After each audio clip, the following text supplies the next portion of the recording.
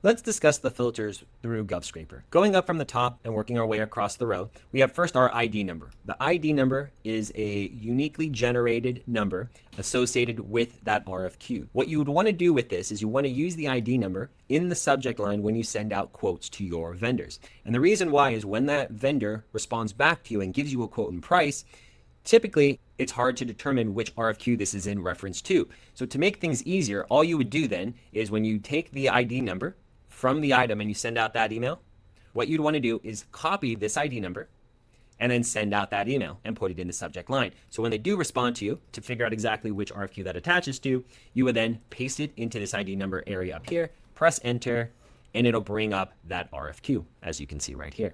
Quick way to reference. The next we have here is the contract number. So whether you put in the dashes or not, it will be able to bring it up for you. Next is the anticipated award amount. So if you're only wanting to focus on a certain level of contract, all you would need to do is focus on a min and a max amount. And this is what we project the award amount to be. So if you don't want to focus on any RFQ that would be awarded that's less than $5,000, you want to put it there. And maybe you have a max of say 100,000. By putting in those two, a min and or a max, and pressing enter, it's only going to show you the RFQs that are out there that are within those parameters. So as you see right here.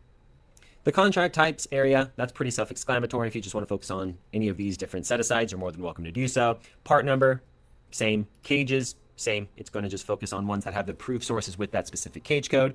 If we want to look at contract status, we have all of the options that are right here. One area that I want to bring to your attention is this sourcing. We have sourcing catch all, awaiting vendor, and so forth.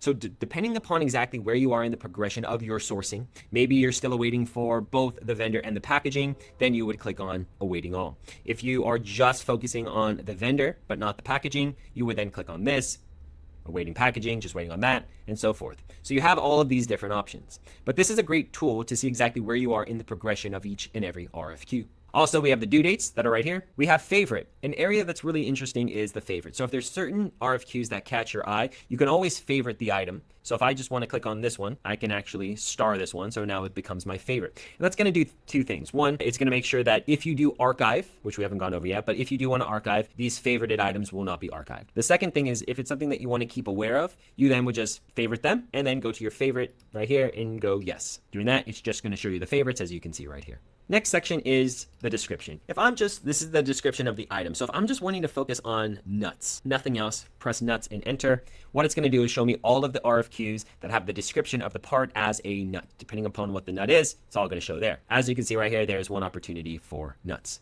And you can play around with this. If I just want to focus on ring, what it's going to do is it's going to show me all of the rings, whether they're O-rings or a different type of ring, as you can see right here. Next, we have FSCs. So you could just type in the FSC if you want to have a quick search.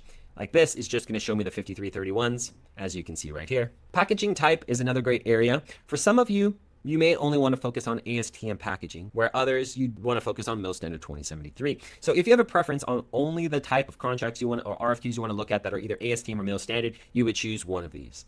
But if you are looking to do packaging and you don't know how to do Mill Standard 2073, you can always reach out to us and we can help you with that packaging need. Then what we have is our NSN. So you would type in the NSN with or without dashes, the system works. And lastly, we have tech docs. For those that are not JCP certified and you only want to focus on items that are not ones with tech documents, you would go here, click on no, and now the system's only going to show RFQs that have no tech documents attached, as you can see right here. And that is the filters system.